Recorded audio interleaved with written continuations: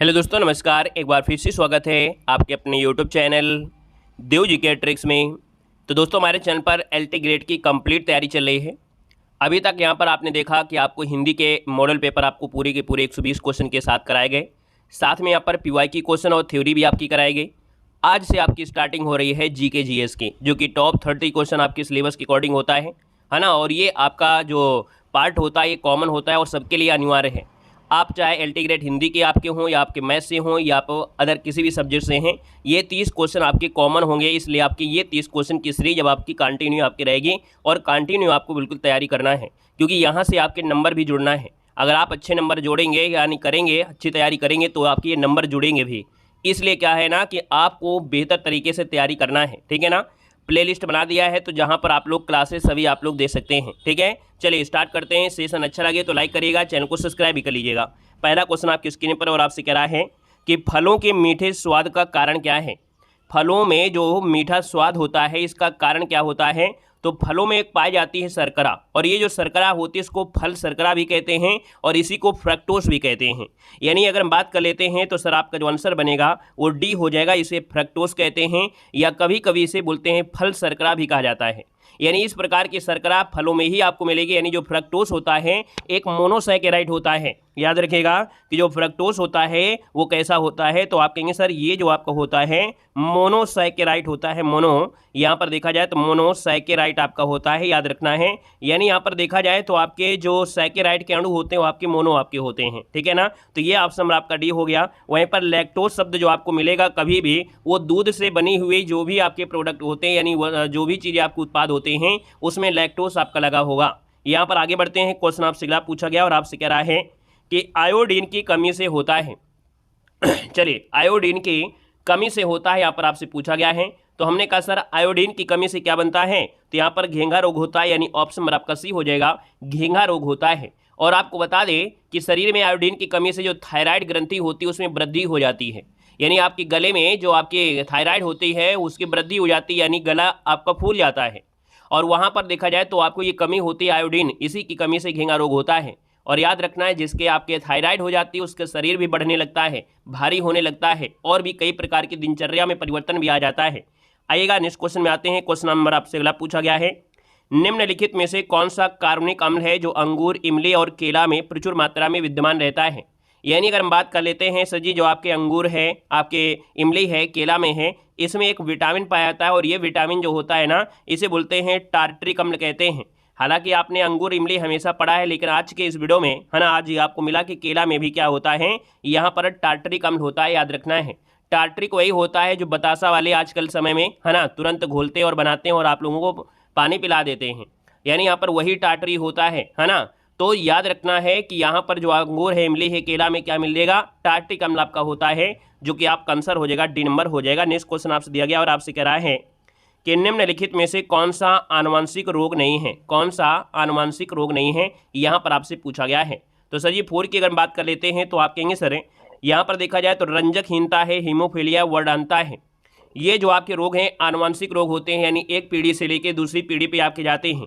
लेकिन यहाँ पर दिया गया है रतौंधी, दिया गया है रतौंधी, ये कोई आपका आनुवंशिक रोग नहीं होता है।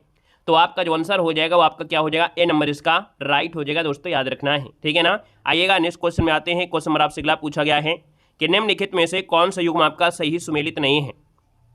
और जैसे जैसे आप बढ़ोगे तो हर प्रकार के क्वेश्चन मिलेंगे। पॉलिटी के भी आपके होंगे, हिस्ट्री के भी आपके होंगे, इसी में आपकी पर्यावरण से रिलेटेड होंगे, इसी में आपके जनगणना होगी। यानी जो भी आपका है डेली के डेली प्रैक्टिस सेट में आपको मिलेंगे। ऐसा नहीं कि एक ही प्रैक्टिस सेट में आपका हो जाएगा, ठीक है ना। तो यहाँ पर देखो दिया है निम्नलिखित में से कौन सा युग्म है जो सही सुमेलित आपका नहीं है। तो आप तो देखिएगा पहला ऑप्शन दिया गया है कि विटामिन B12 जो कि आपका दिया है प्रति अरक्तता का कारण आपका बनता है। यानी अगले पॉइंट की अगर बात करते हैं विटामिन सी का आपके कह रहा है प्रतिस्कर्वी कारक हो गया है। यहाँ पर विटामिन डी दिया है वंध्यता रोगी कारक दिया गया है। वंध्यता रोगी ये जो ऑप्शन है वो आपका गड़बड़ है, क्योंकि विटामिन डी से आपका नहीं होता। ये विटामिन जो आपका है यहीं कहीं ना कहीं देखा जाए तो आपका सी वाला आपका सुमेलित नहीं है, क्योंकि डी का रासायनिक नाम होता है कैल्सीफेरॉल, जबकि वंध्यता रोधी कारक होता है यानी एनसीटी जो आपका होता है वो आपका ई होता है। तो यहाँ पर आपका होना चाहिए क्या, ई होना चाहिए था, इसलिए ऑप्शन नंबर आपका सी गलत है। विटामिन के जो आता होता है प्रतिस्रावी जो आपका होता है यानी रक्त को जो रोकता है वो आपका होता है, इसलिए ऑप्शन नंबर आपका सी बनेगा। नेक्स्ट क्वेश्चन दिया गया है जैव विविधता के ह्रास का मुख्य कारण क्या है। जैव विविधता में जो ह्रास हो रहा है, कमी हो रहा है भैया, उसका दोहन किया जा रहा है, औद्योगिक उत्पादन हो रहा है, नगरीकरण को बढ़ावा दिया जा रहा है, ये सभी कारण तो आपके हो सकते हैं। यानी जैव विविधता के ह्रास के कारण सर्वाधिक महत्वपूर्ण कारक में जो नाम आ रहा है वो प्राकृतिक आवासीय विनाश हो रहा है। यानी प्रकृति ने जो आपको दिया है उसका आप धीरे धीरे विनाश कर रहे हैं, आपके उन संसाधनों का दोहन कर रहे हैं।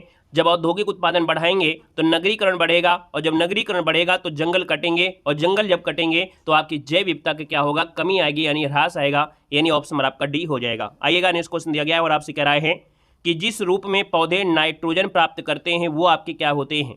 यानी पौधों को भी नाइट्रोजन की आवश्यकता होती है, लेकिन क्या पौधे नाइट्रोजन को डायरेक्ट खा जाते हैं? नहीं खाते हैं। हाँ, कुछ आपके ऐसे पौधे होते हैं जो आपके कीटों को पकड़ लेते हैं, जिनको कीटबच्ची पौधे कहते हैं।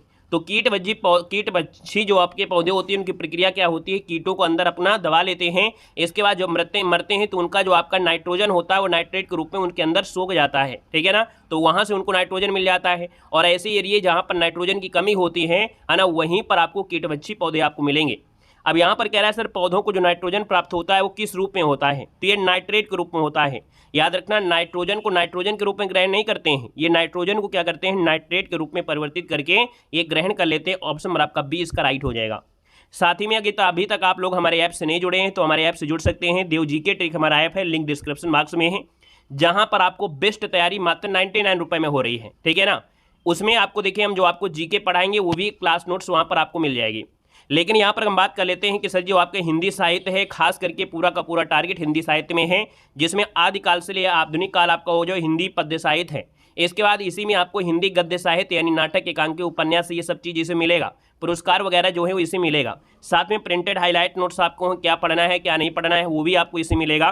साथ में आपको 3D प्रमुख कवि और रचनाओं आपकी होगी जो आपको महत्वपूर्ण आपकी हैं। साथ में हमने कहा है कि अगर आप हिंदी साहित्य की तैयारी कर रहे हैं तो आपको जीवन परिचय आना जरूरी है। लगभग 30 जीवन परिचय भी हमने यहाँ पर ले लिया है। और जीवन परिचय का मतलब सिर्फ जन्म मृत्यु नहीं होती है। जीवन परिचय का मतलब होता है कि उनके जन्म से लेकर मरण तक उन्होंने क्या किया, कौन सी रचना किया, कौन सी रचना के लिए कौन सा पुरस्कार मिला, कौन सी रचना कब प्रकाशित की गई, कहाँ से की गई, कौन सी उनकी पहली रचना है। ये सब चीज़ें आपकी जीवन परिचय में आपको मिलती हैं, जो कि आधी हिंदी साहित्य को कवर कर लेता है, वो इसी में आपको मिलेगा। टेस्ट सीरीज आपके 25 एग्जामों की टेस्ट सीरीज इसी में आपको है, वो भी आपको इसी कोर्स के साथ फ्री होगी। चाहे आप यहाँ पर एलटी ग्रेड से हों, केवीएस से हों, असिस्टेंट से हों, या आप अदर किसी स्टेट से अगर टीचर भर्ती से संबंधित आप कहें तो भी आप इसमें होंगे। यूपीएसआई, यूपी पुलिस हो गया, रेलवे है ना, बैंकिंग संबंधित 30 एग्जामों की टेस्ट सीरीज इसी में आपको मिलेगी अनलिमिटेड। यहाँ पर क्लास नोट्स जो हम आपको पढ़ाते हैं, चाहे वो हिंदी साहित्य हो, चाहे आपकी जीएस हो, वो भी आपको वहीं पर आपको मिलेगी। साथ में 2000 पीवाई की क्वेश्चन भी हमने लिया है। ये सब कुछ आपको मात्र 99 रुपये में आपको मिल रहा है। अगर आपको 99 रुपये में देने में दिक्कत नहीं होती है तो हमको इतना कंटेंट देने में भी कोई समस्या नहीं है।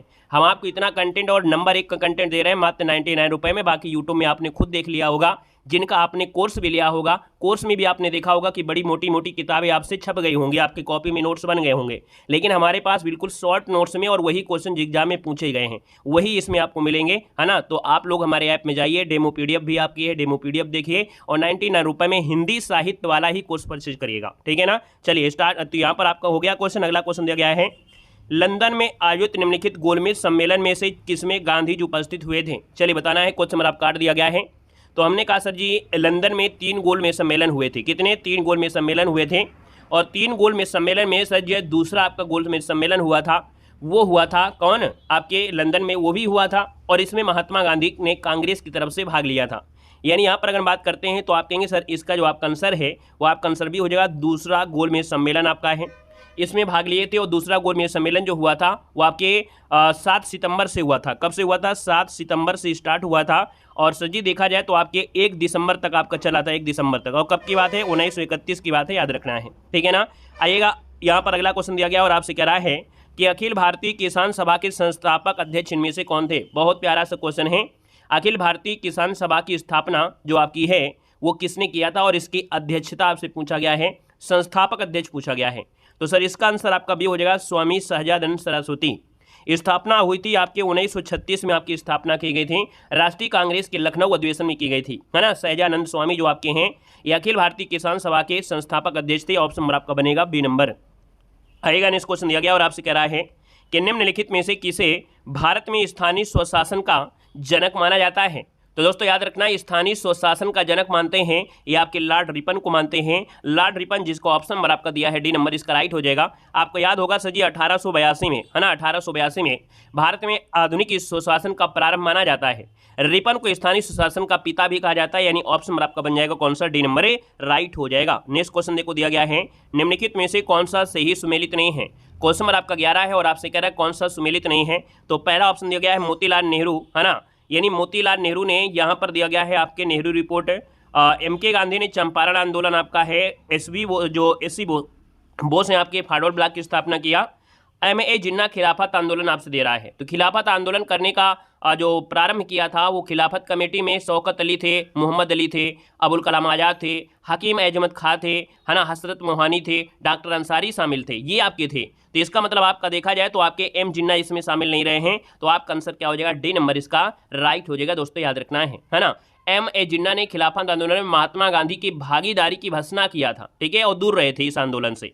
आइएगा नेक्स्ट क्वेश्चन में आते हैं। क्वेश्चन दिया गया है कि भारतीय राष्ट्रीय कांग्रेस के पहले अध्यक्ष इनमें से कौन थे। भारतीय राष्ट्रीय कांग्रेस के पहले अध्यक्ष पूछा गया है, और पहले जो आपकी भारतीय राष्ट्रीय कांग्रेस का पहला जो सम्मेलन हुआ था वो आपके 1885 में बम्बई में हुआ था, है ना। बम्बई में तत्कालीन एक गोकुलदास तेजपाल संस्कृत महाविद्यालय में आयोजित किया गया था। 72 लोग इसमें शामिल हुए थे। अध्यक्ष जो आपके बनाए गए थे WC बनर्जी को, यानी WC बनर्जी यानी जिसको बोलते हैं व्योमेश चंद्र बनर्जी। ऑप्शन नंबर आपका सी इसका राइट हो जाएगा। क्लियर हो रहा है। आइएगा नेक्स्ट क्वेश्चन का आते हैं। क्वेश्चन नंबर आपका दिया गया है कि निम्नलिखित नदियों में से किसको दक्षिण की गंगा कहा जाता है। तो हमने कहा सर जी दक्षिण की गंगा दिया गया है, और की शब्द आपका दिया है तो आपका की से हो जाएगा कावेरी हो जाएगा। याद रखना है की से कावेरी आपको देना है, कावेरी यानी ऑप्शन नंबर आपका क्या बन जाएगा सर, यहाँ पर ए नंबर इसका राइट हो जाएगा। दक्षिण की गंगा कहा जाता है ना। और आपको निकलती कहाँ है, ब्रह्मगिरी नामक स्थान से निकलती है पश्चिमी घाट में।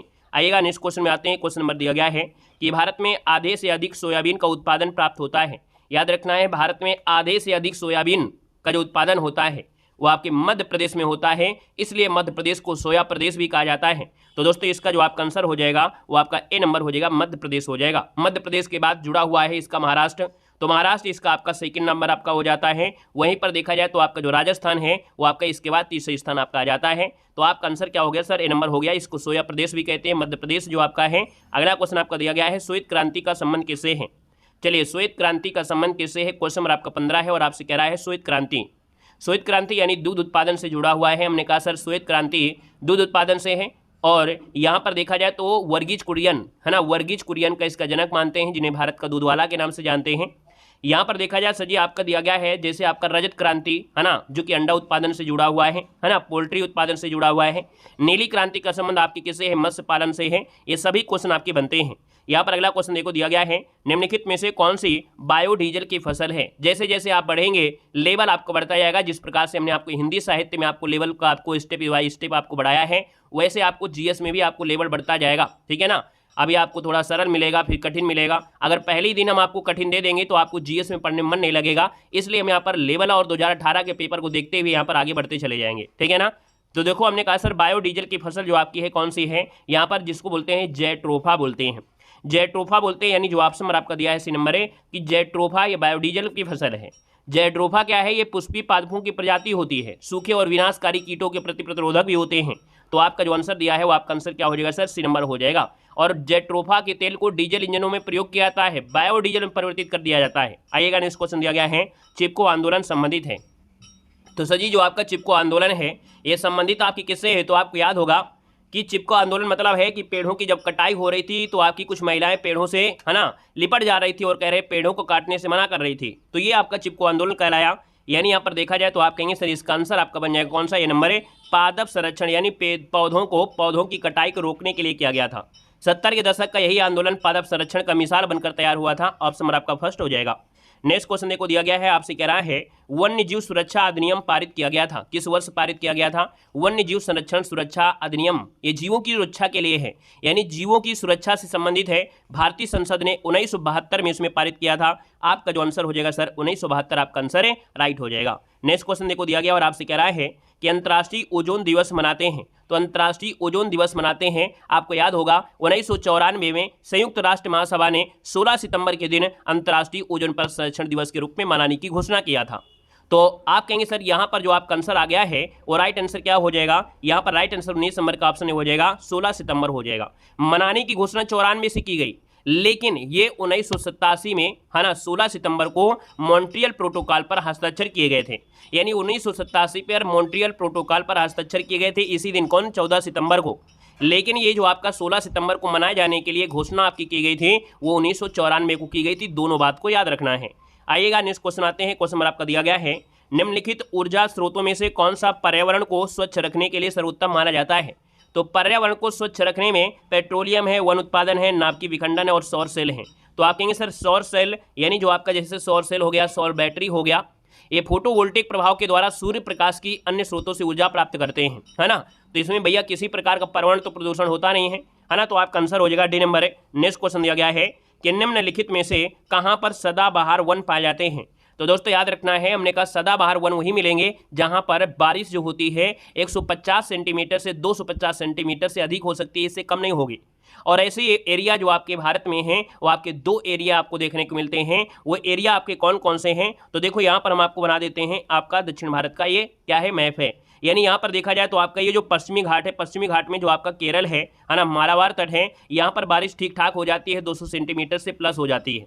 और वहीं पर आपका मेघालय में आपको बारिश तो सबसे ज़्यादा होती है, विश्व में सबसे ज़्यादा मेघालय में बारिश होती है, मासिनराम में, तो वहाँ भी पाए जाते हैं। तो भैया याद रखना ये जो आपका है मालाबार, ये भूमध्य रेखा के पास पड़ जाने के लिए ये उष्ण सदाबहार हैं। कैसे हैं, उष्ण हैं। और ये जो मेघालय वाले आपके हैं वो कैसे हैं, समशीतोष्ण हैं, क्योंकि यहाँ से एक कर्क रेखा चली जाती है तो ये आपकी इसके ऊपर वाली समशीतोष्ण हो जाती है। तो भारत में सदाबहार जो आपके पाए जाते हैं दो एरिया में, एक तो आपका मालाबार हो गया यानी पश्चिमी घाट में हो गया, और एक आपके मेघालय एरिया में हो गया। तो अब आपको याद रहेगा कि जो आपके मिलते हैं कहाँ मिलेंगे, तो आप कहेंगे सर ये पश्चिमी घाट, ऑप्शन नंबर आपका सी राइट हो जाएगा। अगला क्वेश्चन आपसे दिया गया और आपसे कह रहा है कि पर्यावरण में ग्रीन हाउस प्रभाव में वृद्धि होती है।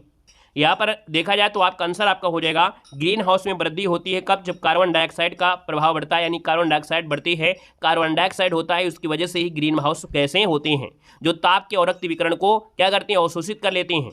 और पृथ्वी के वायुमंडल में पाई जाने वाली जो ग्रीन हाउस गैसें हैं कौन, जैसे जलवाष्प होता है, जलवाष्प सबसे ज़्यादा ज्वालामुखी से निकलता है। कार्बन डाइऑक्साइड हो गया, methane gas, nitrous oxide, chlorofluorocarbon, ये क्या होती है, ग्रीन हाउस गैसें होती हैं। डायरेक्ट आपसे पूछ लिया जाता है। आइएगा नेक्स्ट क्वेश्चन दिया गया है कि भारतीय संविधान के किस अनुसूची में राज्यों और संघ राज्यों का उल्लेख किया गया है। तो साथ ही यहाँ पर याद रखना है राज्यों और संघ राज्यों के बारे में जो बताया गया है वो प्रथम अनुसूची में आपको बताया गया है, यानी प्रथम अनुसूची में राज्यों और संघ का उल्लेख किया गया है। 12 अनुसूचियाँ हैं और मूल संविधान में 8 अनुसूचियाँ थी, तो ऑप्शन नंबर आपका सी बनेगा। अगला क्वेश्चन देखो दिया गया है कि भारत संविधान की 11वीं अनुसूची संबंधित है, यानी अब आपको बताना है कि 11वीं अनुसूची का संबंध किससे है। तो यहाँ पर जो आपका आंसर है 24 नंबर में, वो ऑप्शन नंबर आपका ए हो जाएगा। पंचायती राज से जुड़ा है। 73 नंबर का संशोधन हुआ था। कौन से नंबर का, 73 नंबर का संशोधन हुआ था 1992 में। ये प्रभावी में आया था आपके कब, तो 24 अप्रैल 1993 से ये प्रभावी हुआ था। ये भाग आपका देखा जाए तो 11वीं अनुसूची में जोड़ा गया था, है ना। पंचायती राज संस्थाओं को संवैधानिक दर्जा प्रदान किया गया, यानी आपका जो आंसर हो जाएगा फर्स्ट हो जाएगा। यहाँ पर अगला क्वेश्चन आपसे दिया गया है, कह रहा है सूचना का अधिकार के संबंध में निम्नलिखित कथनों में से कौन सा आपका सही दिया गया है। तो सूचना का अधिकार की बात करते हैं तो सर सूचना का अधिकार यह एक विधिक अधिकार है। कैसा है, ये एक विधिक अधिकार है जिसके लिए सूचना अधिकार अधिनियम 2005 के तहत नागरिकों को प्रदान किया गया है। आपको याद होगा कि सर्वोच्च न्यायालय ने सूचना के अधिकार को अनुच्छेद 19 के तहत शामिल किया है, यानी जो सूचना का अधिकार है 2005 के तहत आपका आया और ये अनुच्छेद 19 में आपका शामिल है। ऑप्शन नंबर आपका सी बनेगा। अगला क्वेश्चन आपका दिया गया है कि भारतीय संविधान का अनुच्छेद 40 राज्य को सार्थक कदमों हेतु परामर्श देता है, यानी क्वेश्चन को समझना है। हमने कहा सर जी अनुच्छेद 40 का संबंध किससे है, तो पंचायतों के संगठन और उससे अधिकार प्रदान करने से जुड़ा है, यानी 26 का ऑप्शन सर जी बी हो जाएगा। ग्राम पंचायत के संगठन से जुड़ा हुआ है, जो आर्टिकल नंबर आपका 40 से सबसे ज़्यादा एग्जाम में क्वेश्चन बनता है। अगला क्वेश्चन यहाँ पर दिया गया और आपसे कह रहा है कि निम्नलिखित में से कौन भारत में संघ राज्य संबंध से संबंधित आपके नहीं है। तो हमने कहा संघ राज्य के संबंध में से आपका नहीं शामिल है। तो देखिए सरकारी आयोग का संबंध भी आपके से संघ राज्य से है। राजमन्नार भी आया था, पुंछी आयोग भी आया था, लेकिन इंद्रजीत गुप्ता जो समिति है इसका संबंध संघ राज्य के संबंध से आपका नहीं है, यानी ऑप्शन नंबर आपका जो बनेगा वो आपका सी नंबर है। यहाँ पर राइट हो जाएगा, सी नंबर इसका आपका आंसर है बन जाएगा। दोस्तों याद रखना है ये जो इंद्रजीत गुप्ता समिति है ना, ये जो आपका अस्तित्व में आया था 1998 में आया था, और 1998 में जो चुनाव सुधार है, चुनाव सुधार हो गया, जनप्रतिनिधि कानून आया था 1951 में संशोधन के लिए सुझाव दिया गया था, यानी चुनाव सुधार से संबंधित आपका है इंद्रजीत गुप्ता समिति। क्वेश्चन नंबर आपका दिया है, योजना आयोग का अंत किस प्रधानमंत्री ने किया है। पढ़ने में अगर आपको अच्छा लग रहा है तो वीडियो को लाइक करके चैनल को जरूर सपोर्ट करिएगा, ताकि आपको इसी प्रकार से मोटिवेशन के साथ यहाँ पर आपको एक क्लासें जीके जीएस की लगातार आपको मिलते रहेंगे और आपकी बेहतर तैयारी होगी और आप 100% सेलेक्ट होंगे। इस बार के एलटी ग्रेड को तोड़कर आपको आना है, एक सीट जो आपकी सीट है उसे आपको पक्की करना है। तो सर जी, योजना आयोग का जो अंत है वो किस प्रधानमंत्री ने किया था। हाँ, नरेंद्र मोदी जी हैं, यानी यहाँ पर नरेंद्र मोदी जी ने योजना आयोग का क्या किया, अंत किया। आपको याद होगा 15 अगस्त 2014 का दिन था। 15 अगस्त 2014 को लाल किले की प्राचीर से घोषणा किया था और योजना आयोग के स्थान पर एक नया संस्था अस्तित्व में आया था। कब? 1 जनवरी 2015 को, जिसका नया नाम रखा गया था नीति आयोग किया गया था, है ना। और इसी दिन यहाँ पर देखा जाए तो योजना आयोग को समाप्त कर दिया गया था। तो ऑप्शन नंबर आपका फर्स्ट हो जाएगा। नेक्स्ट क्वेश्चन दिया गया है कि असंगठित श्रमिक सामाजिक सुरक्षा अधिनियम पारित हुआ था। असंगठित क्षेत्र के कामगारों को जो सामाजिक सुरक्षा उपलब्ध कराई जाती है, उसी के उद्देश्य से यह लागू किया गया था। तो दोस्तों 2008 में लागू किया गया था और इस दिन को 30 दिसंबर 2008 को क्या हुए थे, स्वीकृति मिली थी। तो आपका जो आंसर हो जाएगा वो आपका सी हो जाएगा, 2008 इसका आंसर राइट हो जाएगा। नेक्स्ट क्वेश्चन आपसे दिया गया है और कह रहा है कि निम्नलिखित में से कौन सा भारतीय अर्थव्यवस्था का प्रमुख लक्षण है। भारतीय अर्थव्यवस्था के लक्षण की अगर बात करते हैं तो आप कहेंगे भारत की अर्थव्यवस्था मिश्रित अर्थव्यवस्था है ना। यहाँ पर जो अर्थव्यवस्था है वो मिश्रित आपकी है, यानी सार्वजनिक और निजी क्षेत्रों दोनों ही क्षेत्रों की उपस्थिति पाई जाती है, दोनों में ही सह अस्तित्व पाया जाता है। और जब आपके निजी और सार्वजनिक क्षेत्रों का सह अस्तित्व होता है उसी को बोलते हैं मिश्रित अर्थव्यवस्था कहते हैं। तो भारतीय अर्थव्यवस्था कैसी है, मिश्रित अर्थव्यवस्था है। ऑप्शन नंबर आपका सी इसका राइट हो जाएगा। नेक्स्ट क्वेश्चन आपका दिया गया है और ये क्वेश्चन आप लोगों के लिए होमवर्क होगा, जो कि राष्ट्रीय मतदाता दिवस कब मनाते हैं। राष्ट्रीय मतदाता दिवस जो मनाते हैं ये कब मनाते हैं, इस क्वेश्चन का जवाब आपको कमेंट बॉक्स में कमेंट करके बताना है, ताकि हमें पता चल पाए कि नहीं आपने वीडियो को पूरा देखा है या नहीं देखा है, या आप लोग अधूरा ही ज्ञान देते हैं। और हमने कहा है कि अगर आपने वीडियो को क्लिक किया है तो कुछ विश्वास के साथ आपने क्लिक किया है, और विश्वास के साथ अगर आपने क्लिक किया है तो हम भी आपके साथ विश्वास के साथ जुड़े हैं कि आपको ये पढ़कर जाना है, और विश्वास है कि आपको ऐसे ही क्वेश्चन आपको मिलेंगे। और अभी तो आपकी स्टार्टिंग है, ये पहला मॉडल पेपर है, आप जैसे जैसे बढ़ेंगे तो आपका लेवल बिल्कुल बढ़ता जाएगा। हम आपको वो लेवल पढ़ाकर भेजेंगे एग्जाम में बैठने के लिए जो एग्जाम में आपका आएगा। यानी हमने कहा है कि आपका जो पेपर ये है, ये पेपर आपका यूपीपीएससी आयोग कराता है। जो आयोग जो आपका पेपर आरओ का होता है ना, यूपीपीएससी कराता है, वही पेपर एलटी ग्रेड के टीचर का भी आपका कराएगा। तो उसमें लेवल भी आपका ठीक ठाक भी आपका आ जाता है और कभी कभी लेवल आपका डाउन कर देता है। जैसे इस प्रकार का इस बार को जो आरओ एग्जाम हुआ था उसमें लेवल आपको डाउन किया था, लेकिन यही इसके पहले जो आपका पेपर हुआ था उसमें क्या हुआ था, लेवल ठीक ठाक कर दिया था। तो हम आपको पेपर जो आपका लेवल होगा वो लो से लेकर हाई तक आपको पढ़ाकर ही भेजेंगे। अब डेली आपको टॉप 30 क्वेश्चन का सीरीज मिलेगी और टॉप 30 क्वेश्चन आप पढ़िए, है ना। हमने कहा भी है आप कोई भी एग्जाम की तैयारी कर रहे हैं तो भी इस क्वेश्चन को देख सकते हैं, क्योंकि यही क्वेश्चन आपको जीके में भी मिलते हैं। बाकी एलटी ग्रेड वाले बच्चे पूरी तरीके से जुड़े रहिएगा। हमने कहा है हमारे ऐप में सुविधा की गई है, मात्र 99 रुपये में है। ये जो हम आपको जीके पढ़ा रहे हैं ना, वो भी इसी में आपको मिल जाएगा, क्लास नोट्स वाले फोल्डर में, एलटी ग्रेड क्लास फोल्डर में आपको मिल जाएगा। साथ में हमने कहा है कि हिंदी साहित्य की बेहतर तैयारी करने के लिए आप लोग हमारे ऐप में जुड़िए। मात्र 99 में आपको नोट्स भी आपको दिए जा रहे हैं, प्रिंटेड हाईलाइट नोट्स आपके होंगे, क्या पढ़ना है क्या नहीं पढ़ना है। अगर अभी तक आपने हिंदी साहित्य कभी नहीं पढ़ा है तो भी आप पढ़ लोगे कि ऐसे आपके क्वेश्चन में कैसे क्वेश्चन बनते हैं, वो चीज़ हमने किया है। साथ में आपको रचनाएं आपकी हो गई, क्लास नोट्स भी आपके हो गए, जीवन परिचय हो गई, 25 एग्जामों की टेस्ट सीरीज भी हो गई, लगभग 2000 ऑब्जेक्टिव क्वेश्चन भी हैं, और जो हमारी क्लासेस कंटिन्यू दी जा रही हैं वो कंटेंट भी ऐड होगा। एग्जाम के अंतिम दिन तक का कंटेंट इसी में आपको ऐड होगा, मात्र 99 रुपये में है। और अभी कोर्स को आप लो लीजिए और अभी से पढ़ना शुरू कर दीजिएगा। इतना ही पढ़ना है और कुछ नहीं पढ़ना है। आपको 2-4-10 किताबें नहीं पढ़ना है, आपको 2-4-10 वीडियो देखने की आवश्यकता नहीं पड़ेगी। जो हम आपको हिंदी साहित्य के वीडियो दे रहे हैं उतना ही कि आपको 4 बार पढ़ना है, बस उतने से ही क्वेश्चन बनेंगे, ठीक है ना। तो आप लोग ऐप को डाउनलोड करिए, देव जी के ट्रिक ऐप है, वहां से जुड़िए और अपने एग्जाम के लिए बेहतर तैयारी करिएगा, ठीक है ना। धन्यवाद सभी को, जय हिंद